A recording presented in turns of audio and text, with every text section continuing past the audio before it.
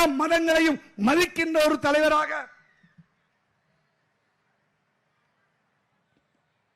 தலைவராக பிரேமதாச அவர்கள் யாழ்ப்பாணம் தொடக்கம் ஹம்பாந்தோட்டை வரை அதே போல சிங்கள தமிழ் முஸ்லிம் கத்தோலிக்க எல்லா மலையகம் எல்லா பாடசாலைகளுக்கும் உதவி செய்த ஒருவர்.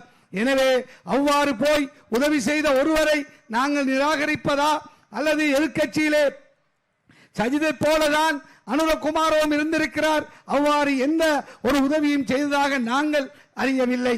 எனவே மாற்றம் தேவை என்று சொல்லுகிற ஒரு சிலர் இன்று அனுபவோடு நிற்கிறார்கள், ஜேவிபியோடு நிற்கிறார்கள். எந்த ஒரு மாற்றமும் வரப்போவதில்லை. கோட்டாவுடைய ஆட்சியிலே 2 வருடத்தில் பொருளாதாரம் சீரழிந்து போலிங் யுகம் வந்தது.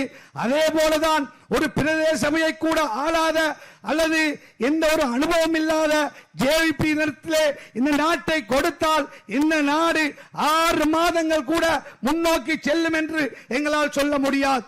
எனவே ஒரு மோசமான நிலையை, மோசமான நாட்டுடைய பொருளாதாரத்தை எமக்கு தேவையா அல்லது இந்த இடத்திலிருந்து நல்ல முறையிலே கட்டி எழுப்பக்கூடிய ஆளுமையுள்ள டாக்டர் ஹர்ஷ, அதே போல கபீர் ஹசீம், ஈரான் போன்ற பொருளாதார நிபுணர்கள் இன்று வீழ்ந்திருக்கின்ற இந்த பொருளாதாரத்தை எவ்வாறு வேகமாக கட்டி எழுப்பலாம் என்ற ஒரு பெரிய திட்டத்தோடு காத்துக் கொண்டிருக்கிறார்கள். சிறுபான்மை சமூகங்கள், சிறுபான்மை சமூகத்தை பிரதிநிதித்துவப்படுத்துகின்ற தலைமைகள், கட்சிகள் ஒன்றிணைந்திருக்கிறார்கள் என்றால் இந்த நாட்டிலே நியாயமான நேர்மையான எல்லா மக்களையும் எல்லா மதங்களையும் மதிக்கின்ற ஒரு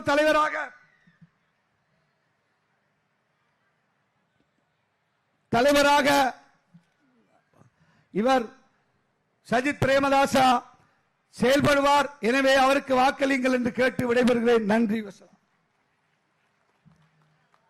දේශීය විදේශී සහ ක්‍රීඩා පුවත් එසෙන් දැන ගැනීම සඳහා ඔබ විෂන් මීඩියා YouTube channel එක අදම subscribe කරගන්න. ඔබගේ ප්‍රදේශයේ ඇති ක්‍රීඩා උත්සව වැනි ඕනෑම උත්සවයක වීඩියෝ 0.75 481 67 68 අංකයට WhatsApp කරන්න. විෂන් මීඩියා ඔස්සේ අපේ ලෝකයට පෙන්වීමට සූදානම්. විෂන් මීඩියා ඔබේ හඬ ඔබේ තේරීමයි.